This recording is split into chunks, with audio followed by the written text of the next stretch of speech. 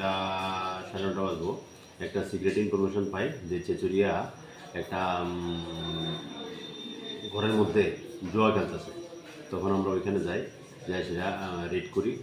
আমি নিজেও যাই এবং গিয়ে সেটা তাদেরকে দেখি খেলা জুয়া খেলতেছে। তখন তাদেরকে আমরা অ্যারেস্ট করি এবং তাদের কাছে যা জুয়া খেলার সরঞ্জাম ছিল, তাস, টাকা, টোয়া এগুলো সবগুলো সিজ করি এবং তাদেরকে আমরা অ্যারেস্ট করে নিয়ে আসি এবং তাদের বিরুদ্ধে আমরা প্রসিকিউশন পাঠাবো।